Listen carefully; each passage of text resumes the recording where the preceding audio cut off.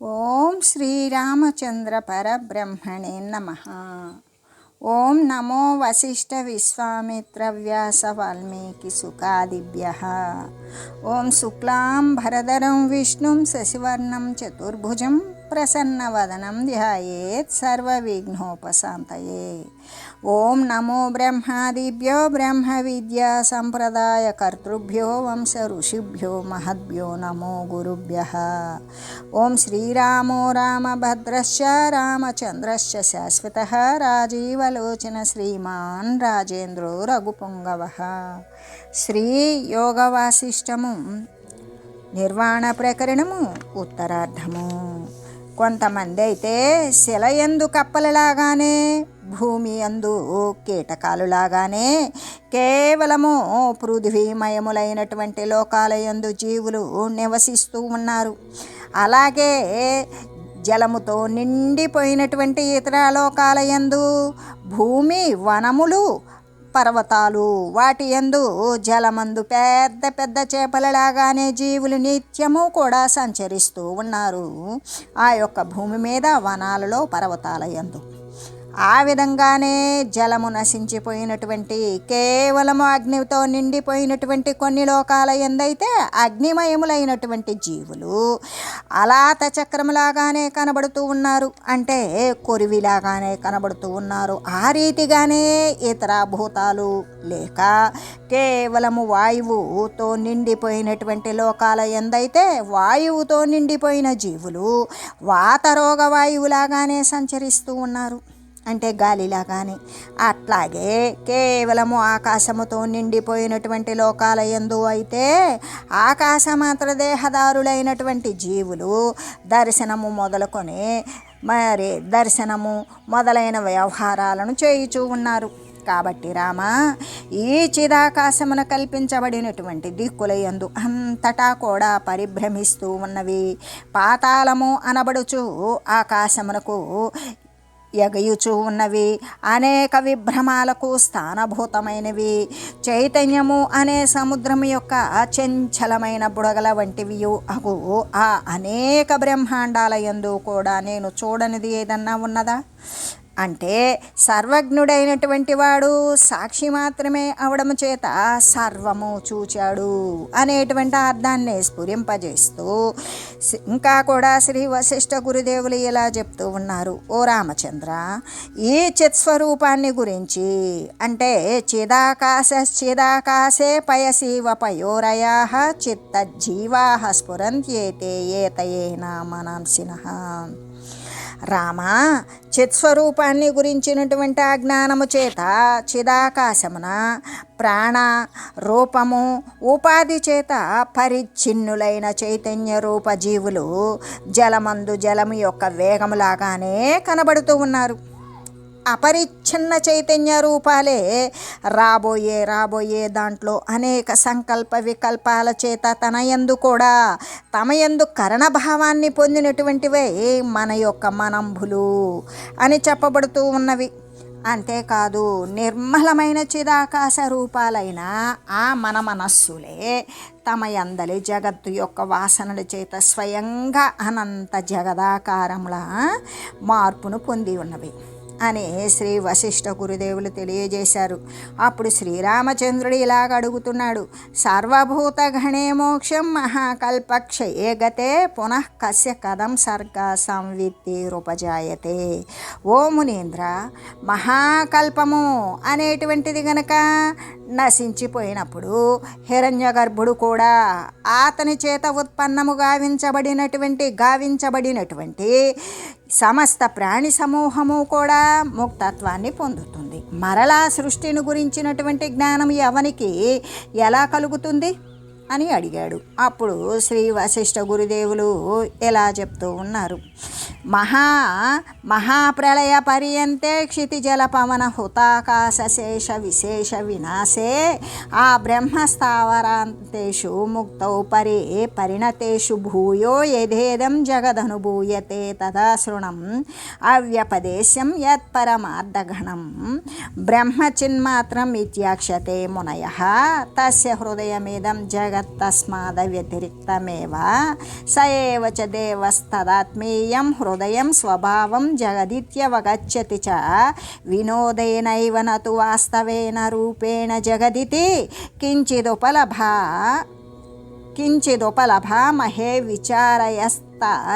విచారయంతస్తస్మాత్ కిమివ నశ్యతే కిమివ జాయతే యథా పరమకారణమవినాశి తదా తద్రుద్ధయా మవినాశ్యం చ మహాకల్పాధయశ్చ తదయవయవాః ఏవ అపరిజ్ఞానమాత్రమత్ర కేవలం భేదాయైవ తదభిప్రేక్ష్యమాణం న లభ్యతే ఏవ అనే ఓ రామచంద్ర, మహాకల్పాంతమునందు పృథివీ, జలము, అగ్ని, వాయువు, ఆకాశములు వాటి యందు అంతర్గతములైనటువంటి సమస్త పదార్థాలు నశించిపోగా ఇక బ్రహ్మ మొదలుకొని స్థావరము వరకు కూడా కలిగిన సమస్త ప్రాణికోట్లు కూడా ముక్తిని పొందుతాయి. ఈ జగత్తు ఏ విధంగా అనుభూతమవుతుందో దానిని గురించి చెబుతాను విను. సమస్తము నశించిందా? అలా నశించక వాక్కునకు ఏమాత్రము విషయము కానటువంటి, అంటే వాక్కునకు అవిషయమైన మనియు పరమార్థ ఘనమనియు చిన్మాత్ర బ్రహ్మమనియు ఎటువంటి దానిని మునులు పేర్కొంటూ ఉన్నారు. అదే కదా శేషించేటువంటి ఆ బ్రహ్మం యొక్క హృదయ రూపమగు ఈ జగత్తు. దానికంటే వేరు కానిది అయి ఉన్నది. ఆ పరమాత్మ దేవుడే తన హృదయ రూపమును జగత్తుగా ఎరుగుచున్నాడు. మా దృష్టి యందు, మేము అన్నప్పుడు జీవన్ముక్తుల దృష్టి యందు ఈ జగత్తు బాధితమైపోతుంది. అబద్ధ స్వరూపమై మిథ్యారూపమై ఉంటుంది. కాబట్టి దగ్ధ వస్త్రములాగానే, కాలిపోయిన బట్టలాగానే వినోద మాత్రము కొరకే మేము దానిని అనుభవిస్తాం. వాస్తవానికి జగత్తునికి ఏ రూపం ఏది కూడా లేదు. కాబట్టి విచారించినచో ఏది నశింపనున్నది, ఏది ఉత్పన్నమగుచున్నది, ఇంకా కూడా పరమ కారణమైన బ్రహ్మమెట్లు నాశరహితమై ఉన్నదో అలాగే దాని హృదయముకు జగత్తు కూడా నాశరహితమే అయ్యున్నది. మహాకల్పాదులు దాని యొక్క కల్పితములైనటువంటి ఏ యొక్క అవయవములే అవుతాయి. కాబట్టి ఆ జ్ఞాన మాత్రముల చేత ఇక్కడ కేవలము భేదము కొరకే కల్పాదులు మహాకల్పాదులు కల్పింపబడినవి అయి ఉన్నవి. ఎలాగంటే నిత్యమైనటువంటి బ్రహ్మమునకు అనిత్యములకు మహాకల్పాదులు అవయవాలు అనేటువంటివి ఎప్పటికీ కానేరవు కదా. కాబట్టి నశించిన కల్పభేదాలు మరలా రాసఖ్యాలై ఉంటాయి. కాబట్టి బ్రహ్మస్వరూపము విద్యమానమై ఉండ కల్పముల పరివర్తనము జపమాల యొక్క అవయవములాగానే కాలచక్ర రూపమున సంభవిస్తూ ఉన్నది. కానీ అది విచారించి చూసినట్లయితే వాస్తవంగా అది ఏది కూడా లేనిదే అయ్యున్నది. తస్మాన్న కస్య చింతిచిత్కా దాని చిన్నస్యతి క్వచిత్ నచైవ జాయతే బ్రహ్మశాంతం దృశమజం స్థితం. కాబట్టి ఎక్కడా కూడా ఎప్పుడూ కూడా దేనికి ఏదియూ నశించడం లేదు. అది నశించడం లేదు కదా, మరి ఉత్పన్నం కూడా కావడం లేదు. ఈ దృశ్యమంతా వాస్తవానికి పుట్టనటువంటిది అయి శాంతమైనటువంటి ఏ బ్రహ్మమైతే ఉన్నదో దాని యందే స్థితి కలిగి ఉన్నది. అందుకే ఆకాశ పరమాణు సహస్రాంశ మాత్రేపి శుద్ధ చిన్మాత్ర సత్తా విద్యతే. ఆకాశమందును పరమాణువు యొక్క సహస్రాంశమునందు కూడా ఏ శుద్ధ చిన్మాత్ర సత్ అయితే ఉన్నదో, ఆకాశము అంటే సర్వము వ్యాపించి ఆ మిగిలిన 4 భూతాలైనటువంటి వాటికి కూడా అవకాశం ఇచ్చినటువంటిది ఏ ఆకాశం. ఆ ఆకాశమునందు కానీ లేదు మరి అణువులు కూడా ఏ వెయ్యో వంతో అయినటువంటి పరమాణువు, కంటికి గోచరము కానిది, ఊహించను సఖ్యము కానిటువంటి పరమాణువు యొక్క సహస్రాంశం ఆ పరమాణువునందు, ఇంకా వెయ్యో వంతునందు కూడా ఏ చిన్ని చెప్పడానికి సాధ్యము కానీ స్వల్ప అల్పమైనటువంటి వస్తువునందు కూడా, ఏ ఆకాశమునందు అంత అల్పమైన వస్తువునందు కూడా ఏ శుద్ధ చిన్మాత్ర సత్త అయితే ఉన్నదో అదే కదా పరబ్రహ్మ స్వరూపము. ఎప్పుడైతే ఈ జగత్తు మహా చైతన్యం యొక్క శరీరమై ఉన్నదో అప్పుడు ఇంకా అది కనబడుతూ ఉండగా ఈ జగత్తు అనేది ఎలా నశిస్తుంది? సంవిత్తు యొక్క స్వరూపమే. సంవిత్తు అంటే జ్ఞానము లేదా చైతన్యము. కాబట్టి ఈ సంవిత్తు యొక్క స్వరూపమే స్వప్నమందు జగద్రూపముగా భాషించినట్లుగానే చిదాకాశమే సృష్టి, స్థితి, లయము మొదలైనటువంటి సమస్త పదార్థ రూపాలుగా కూడా కనబడుతూ ఉన్నది. చిదాకాశం యొక్క అవయవమే ఈ సృష్టి. ఈ సృష్టి యొక్క అవయవాలే నాశము కానీ ఉత్పత్తి కానీ. ఈ విధంగా సర్వము చిదాకాశమే అయి ఉండగా ఇంకా నశించేటువంటిది ఏమున్నది, నశింపనిది ఏమున్నది అని చెబుతూ ఈ పరమార్థ చైతన్యము ఛేదింపబడనదియు, దహింపబడనదియు, తడుపబడనదియు, ఎండింపబడనదియు అయి ఉన్నది కదా. దీని హృదయమే ఈ జగత్తు. కాబట్టి ఈ చైతన్యము ఎట్లు నశించడం లేదో అలాగే దాని అంతర్గతమగు జగత్తు యొక్క, ఆ జగత్తు యొక్క కారణమగు అజ్ఞానము యొక్క అనుభవము వాస్తవంగా పుట్టడము లేదు, చావడము లేదు.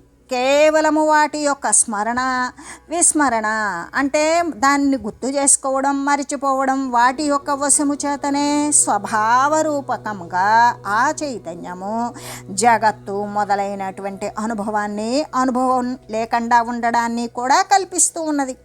కాబట్టి రామ, ఏది ఏ వస్తువు యొక్క స్వరూపమై ఉన్నదో ఆ వస్తువు నాశరహితమై ఉన్నప్పుడు అదియు నాశరహితమే అయి ఉన్నది కదా. కాబట్టి బ్రహ్మస్వరూపమైన ఈ దృశ్యమును బ్రహ్మలాగానే అక్షయమైనదిగా, నశింపులేనిదిగానే ఎరుగు. మహాప్రళయాదులు అంటే మహాప్రళయాదయస్థ దవయవా ఏవ అంటే మహాప్రళయాదులు ఆ బ్రహ్మము యొక్క అవయవాలే అయ్యున్నవి కదా. చిన్మాత్రమైనటువంటి పరమ చిదాకాశమున నాశం ఎక్కడ, ఉత్పత్తి ఎక్కడ? నిరాకారమైన చిదాకాశమునందు పదార్థాల యొక్క ఉత్పత్తి మొదలైనటువంటి వికారాలు అనేటువంటివి ఏవైనా ఉంటాయా? ఉంటే ఎలా ఉంటాయి? స్ఫటిక శిలయందు, స్ఫటిక రాతి యందు విచిత్ర ప్రతిబింబ భేదాలన్నీ కూడా ఆ స్ఫటికం యొక్క శిలారూపంగానే ఉన్నట్లుగా మహాకల్పాదులు కూడా ఈ వివిధ జగత్తులు కూడా చైతన్య రూప బ్రహ్మమునందు ఆ బ్రహ్మరూపముగానే నెలకొని ఉన్నవి. అంటే మనస్సు చేత కల్పించబడిన, ఎవరికి వాళ్ళే కల్పించుకున్నటువంటి యక్షులు, గంధర్వులు వారి యొక్క నగరాలు మనోరూపాన్నే పొందుతాయి. అలాగే చైతన్యం యొక్క సంకల్ప మాత్రము చేత ఉత్పన్నమయ్యేటువంటి ఈ జగదృశ్యము కూడా నిరాకారమై మాలిన్యరహితమైనటువంటి చిన్మాత్ర రూపాన్నే పొందుతూ ఉన్నది. అంటే అవయవీయగు వృక్షమునికి ఎట్లా కొమ్మలు, మూలము, ఆకులు, మరి ఫలాలు, పుష్పాలు అనేటువంటివి అవయవాలవుతాయో, అసలు అవయవే వృక్షము. అవయవాలు శాఖలు, మూలము, పత్రాలు, పుష్పాలు, ఫలాలు ఇటువంటివన్నీ కూడా అవుతాయి. అలాగే పరమార్థ ఘనమై ఆకాశము కంటేను అతి నిర్మలమై సూక్ష్మమై వాక్కునకు కూడా అంటే నోటితో వచింపరాటానికి కూడా సాధ్యము కానటువంటి బ్రహ్మము అనబడే అవయవికి ప్రళయము, మహాప్రళయము, నాశము, ఉత్పత్తి భావము, అభావము, సుఖము, దుఃఖము, జన్మము, మరణము, సాకార నిరాకారాదులు అన్నీ కూడా అవయవాలై ఉన్నవి. కాబట్టి అవయవీయగు బ్రహ్మము ఎట్లు వాక్కునకో అవిషయమై విషయము కానిది అయి ఉన్నదో ఏది చెప్పడానికి నాశరహితమై ఉన్నదో అలాగే అటువంటి దాని అవయవములకు సృష్ట్యాదులను సృష్టి స్థితి లయాలు కూడా పరమార్థ దృష్టి యందు నాశరహితాలే అయ్యున్నవి అని ఎరగడం తప్పనిసరి. ఏకస్వరూపాలే అగు దృశ్యము అదృశ్యాలకు కూడా అవయవాలకు భేదము ఎన్నటికీ ఉండజాలదు కదా. అలాగే వృక్షం యొక్క ఉనికికి వృక్ష చైతన్యమే మూలమై ఉన్నట్లుగా పరమార్థ ఘనముకు ఈ జగత్తు యొక్క ఉనికికి చైతన్యమే మూలమై ఉన్నది. బ్రహ్మము అను వృక్షమందు ఒకచోట సృష్టి అనే మధ్యస్తంభమును, ఒకచోట లోకాంతరాలు అనేటువంటి శాఖలున్ను, వేరొక చోట జంబూ ద్వీపము మొదలైన చిన్న చిన్న కొమ్మలున్ను, ఇంకొక చోట పర్వత నది జనపదాది పదార్థములు అనబడే చిగుర్లును, ఒకచోటైతే సూర్యుడు చంద్రుడు మొదలైన ప్రకాశవంతములైనటువంటి పుష్పాలున్ను, మరి ఒక చోటైతే అంధకారము అనే ఆకుల పచ్చదనమును, ఒకచోటైతే ఆకాశము అనే తొర్ర, ఒకచోటైతే ప్రళయము మహాప్రళయములు అనేటువంటి గణుపులు, ఇంకొక చోటైతే హరిహరాదులు అనేటువంటి పూగుత్తులును, ఒకచోటైతే జడత్వము అనే చర్మమును కలిగి ఉన్నవి. ఈ ప్రకారంగానే నిరాకారమై చిదాకాశ రూపమే అయినట్టి జగత్తు ఈ కల్పించబడినటువంటి ఆకార భేదాలతోటి చైతన్య రూపముకు బ్రహ్మమునందు ఆ బ్రహ్మ సదృశ్యముకు నిర్మల రూపము కంటే వేరుగాకుండా స్థితిని పొంది ఉన్నది కదా అని చెబుతూ ఇతో భావ్య ఇతో భావ ఇత సర్గ ఇత క్షయ స్వభావ ఏవానుభవ ఇది బ్రహ్మాచలం స్థితం. ఒకచోటైతే భవిష్యత్కాల రూపంగాను, ఒకచోటైతే వర్తమాన కాల రూపంగాను, ఒకచోటైతే జరిగిపోయిన భూతకాల రూపంగాను, ఒకచోట సృష్టిగాను, మరి ఒక చోట ప్రళయంగాను, ఇలాగా వివిధ కల్పన రూపాల చేత ఆత్మయగు బ్రహ్మమే నిశ్చలముగా స్థితిని పొంది ఉన్నది. కాబట్టి రామ, చంద్రబింబమందు నిష్కలంకత్వము లేని చందములాగానే. ఎటువంటి నిష్కలంకత్వము అంటే కలంకము లేకుండా చంద్రబింబం ఉన్నదా? లేదు. చంద్రబింబంలో అనేక కలంకాలున్నవి. ఆ విధంగానే ఈ ప్రకారంగా నిర్మలమైనటువంటి పరబ్రహ్మ ఆకాశమునందు సృష్టి ప్రళయము మొదలైనటువంటి రంజనాలు అనేవి ఏవి కూడా వాస్తవానికి లేవు అని చెబుతూ, ఎలాగంటే నిర్మలమైనటువంటి చిదాకాశమున భావము అభావములను గురించినటువంటి రంజనాలు అనేవి ఉన్నవా? ఎక్కడ? ఆది కానీ మధ్యము కానీ అంతమును గురించినటువంటి కల్పనలు ఉన్నవా? ఎక్కడ? లోకాంతరాలను గురించినటువంటి విభ్రమాలున్నవా? ఎచ్చట?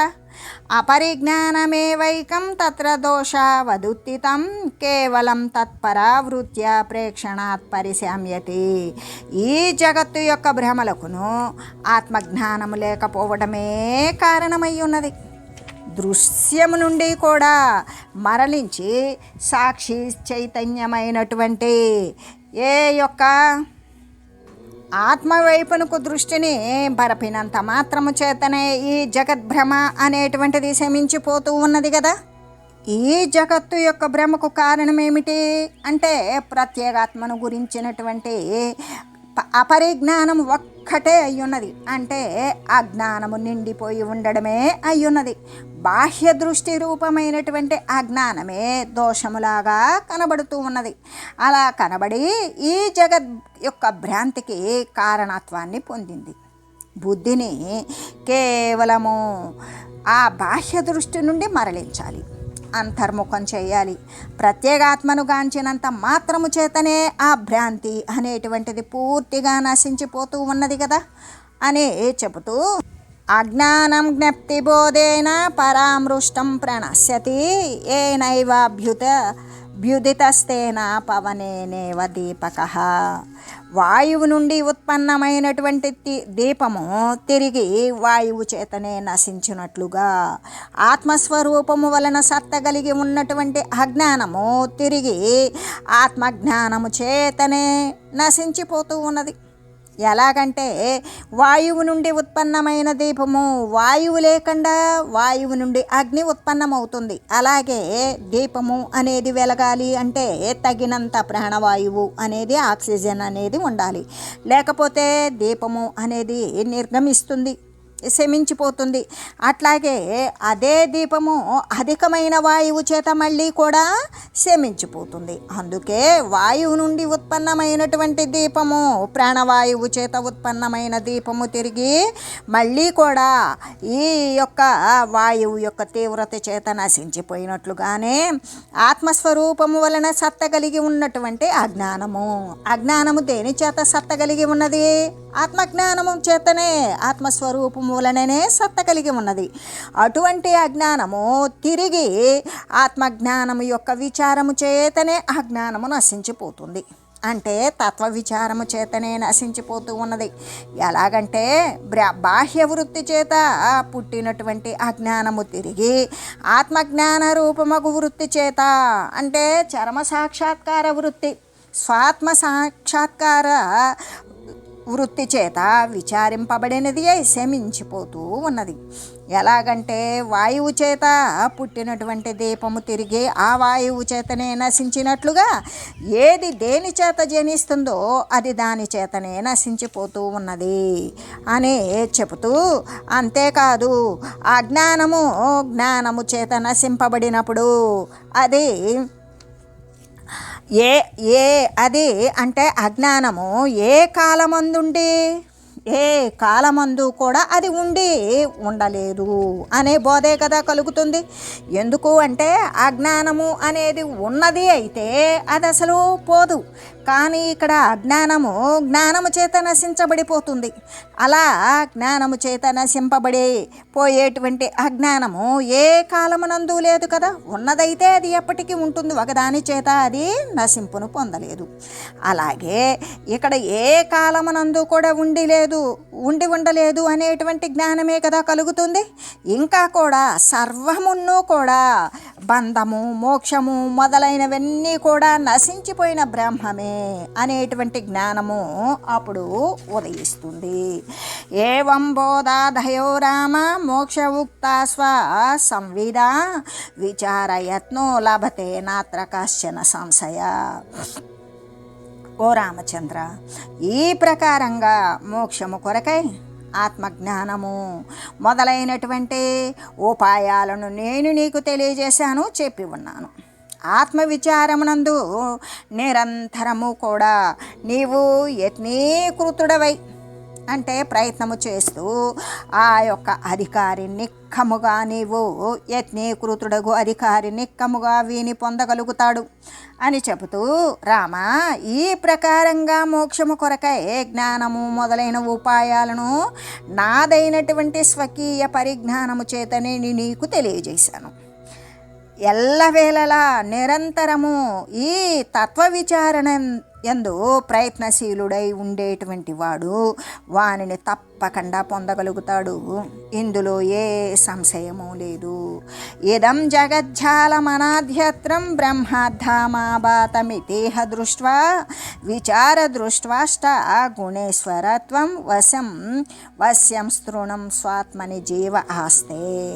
ఓ రామ, ఈ అనాది అయినటువంటి జగజ్జాలము ఎప్పుడైతే ఉత్పన్నమో కానిదే అవుతూ ఉన్నది. మనం ఏది అనాది, దీనికి ఆది లేదు. దేనికి? ఈ జగత్తు యొక్క మరి అజ్ఞానానికి, జగత్తు యొక్క మాయకు ఎప్పుడూ కూడా అసలు ఎప్పటిది అంటే దీనికి ఆది లేదు. అటువంటి జగజ్జాలము అనేటువంటిది అసలు ఉత్పన్నమైనదా అంటే కానిదే అవుతూ ఉన్నది. ఎందుకు అంటే బ్రహ్మమే జగత్ రూపంలో జీవుల రూపంలో కూడా కనబడుతూ స్వస్వరూపమును గురించి అజ్ఞానము చేత భోగము మోక్షములను ప్రార్థిస్తూ ఉన్నది. అజ్ఞానము చేత ఏమో అనుకుంటుంది, ప్రాపంచకంగానో లేదా పరమాత్మను ప్రార్థిస్తూ ఉంటుంది. వాస్తవానికి ఇది జగద్రూపంలో ఉన్న జీవరూపంలో ఉన్న బ్రహ్మమే కనబడుతుంది, కానీ ఆ రూపాలలో మరొకటి లేనే లేదు. అని చెబుతూ ఈ ప్రకారంగానే వివేకమైన దృష్టి చేత నిశ్చయించి అధికారి అయినటువంటి జీవుడు అణిమాది అష్టసిద్ధుల సహితంగా కూడా అంటే అణిమ లఘిమ గరిమ మహిమ వసిత్వ ఈసిత్వ ప్రాప్తి మరి అనేటువంటి ఈ 8 రకాలైనటువంటి ఏ అణిమాది అష్టసిద్ధులు అనేవి ఉన్నాయో వాటితో కూడుకొని ఈశ్వరత్వాన్ని కూడా మాయా మాత్రము అంటే ఏ అధికారిత్వము ఈశ్వరత్వము ప్రభుత్వము ఉన్నదో అది కూడా అబద్ధ మాత్రమే అని తెలుసుకొని దానిని గడ్డిలాగానే చూస్తూ నిరతిశయానందముతో కూడి ఉన్నవాడే స్వాత్మయందే సుస్థిరుడై ఉంటాడు అని చెబుతూ ఎలాగంటే ఓ రామచంద్ర ఈ అనాదియగు జగజ్జాలము ఎప్పుడూ ఉత్పన్నం కాలేదు, కానిదే అవుతుంది. అయితే బ్రహ్మమే జగత్ రూపంలో జీవుల రూపంలో కూడా ప్రకాశిస్తూ ఈ యొక్క స్వస్వరూపాన్ని గురించినటువంటి అజ్ఞానము చేత భోగమని మోక్షమని ప్రార్థిస్తున్నది. అటు ప్రాపంచకము ఇటు పారమార్థికము అనేటువంటి దానిని ప్రార్థిస్తూ ఉన్నది. ఈ ప్రకారంగా వివేకవంతమైన దృష్టి చేత నిశ్చయించి అధికారియగు జీవుడు ఏ అణిమాది అష్టసిద్ధులైతే ఉన్నవో అణిమ మహిమ గరిమ లఘిమ ప్రాప్తి ప్రాకామ్య ఈసిత్వ వసిత్వ అనేటువంటి అణిమాది అష్టసిద్ధులు అయితే ఉన్నవో వాటితో కూడుకొని ఈశ్వరత్వాన్ని కూడా అంటే అన్నింటికంటే కూడా గొప్ప స్థానము అధికారి స్థానము ప్రతిదానిని కూడా శాసించేటువంటిది, 10 దిక్కులను కూడా శాసించి తన వసిత్వంలోకి తీసుకొచ్చుకునేటువంటి గొప్పతనం కూడా ఇదంతా కూడా అబద్ధజనితమే మాయా మాత్రమే అని తెలిసి దానిని కూడా గడ్డిపోచలాగా చూస్తూ నిరతిశయానందముతో కూడుకొని స్వాత్మయందే సుస్థిరుడై ఉంటాడు అని చెబుతూ అజ్ఞాత బ్రహ్మ హృదయం జగన్నాశేషనస్వరం జ్ఞాతేతు బ్రహ్మణి జగన్నాసీదస్తి భవిష్యతి. బ్రహ్మమును గనక తెలియనట్లయితే జగత్తు నశించినను కూడా నశించినదియే అవుతూ ఉన్నది. అదే బ్రహ్మమును గురించి తెలిసినట్లయితే భూతకాలము భవిష్యత్తు కాలము వర్తమాన కాలమునందు కూడా జగత్తు లేనిదియే అనేటువంటి విషయము గురించి తెలియజేశారు శ్రీ వశిష్ఠ గురుదేవులు. అప్పుడు శ్రీరామచంద్రుడు ఇలా అడుగుతూ ఉన్నాడు, యదే తద్భవతా దృష్టం చిద్వ్యోమ వపుషా తదా తదేకదేశ సంస్థేన కిముత భ్రమతాంబరే. ఓ మునీంద్ర, చిదాకాశ శరీరులు అయ్యి తాము అప్పుడే ఈ జగత్తుల యొక్క సమూహాలను ఎలా చూచి ఉన్నారో వానిని ఆకాశమున పక్షిలాగా సంచరించుతూ చూచారా, లేదు ఒకే ప్రదేశమున స్థిరముగా ఉండి చూశారా అని అడిగాడు. అప్పుడు శ్రీ వశిష్ఠ గురుదేవులు ఇలా చెప్తూ ఉన్నారు, సంపన్నోహ ఘనంతాత్మ వ్యాపీ వ్యోమ తదా కిల స్యాతాం తస్యామవస్థాయాం కీదృశౌ తౌ గమాగమౌ. ఓ రామచంద్ర, ఎప్పుడు నేను అనంతమై ఉన్నాను, ఆది అంతములు లేని అనంతమై ఉన్నాను, సర్వము వ్యాపించి ఉన్నటువంటి చిదాకాశమే అయ్యున్నాను. అప్పుడింకా అటువంటి స్థితి యందు గమనాలు నడవటము నడవకపోవటము అనేటువంటివి వెళ్ళడము వెళ్ళకపోవడము అనేటువంటివి ఎలా సంభవిస్తాయి?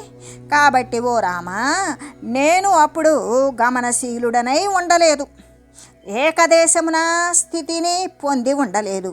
ఈ అపరిచ్ఛిన్నమైనటువంటి నిత్య అపరోక్షమైన నా యొక్క ఆత్మయందే నేను ఈ జగత్తులను చూసి ఉన్నాను.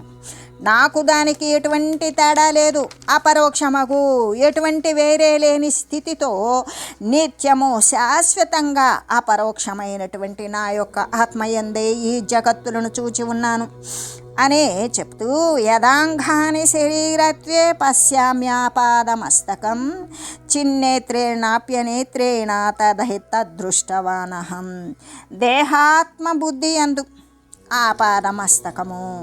సమస్త అవయవాలను కూడా ఎటులా నా స్వరూపంన చూస్తాను, అలాగే ఈ యొక్క చర్మనేత్రము లేకపోయినప్పటికీ కూడా చిద్రూపనేత్రము చేత నేను అప్పుడు అనేక జగాలను నా యందు చూచి ఉన్నాను అని చెబుతూ, ఎలాగంటే శరీరమునందు ఆపాదమస్తకము కలిగిన నా శరీరమంతా ఉన్నటువంటి అవయవాలను అన్నింటినీ నా యందు నేను ఎట్లా చూస్తూ ఉన్నానో, అలాగే ఈ స్థూలమైన చర్మచక్షువు అనేటువంటిది లేకపోయినా, దానితో కాకపోయినా చిద్రూపనేత్రము చేతే ఈ జగత్తులన్నింటినీ కూడా నేను సమాధి యందు నా యందు నేను ఆత్మయందే నేను చూసి ఉన్నాను అని తెలియజేస్తూ, ఓం మంగళం శ్రీ గురుదేవాయ మహనీయ గుణాత్మనే సర్వలోక శరణ్యాయ సాధురూపాయ మంగళం. ఓం మంగళం కోసలేంద్రాయ రామాయ రామభద్రాయ చక్రవర్తి తనూజాయ సార్వభౌమాయ జానకీ వల్లభాయ శ్రీరామచంద్రాయ మంగళం. ఓం తత్సత్.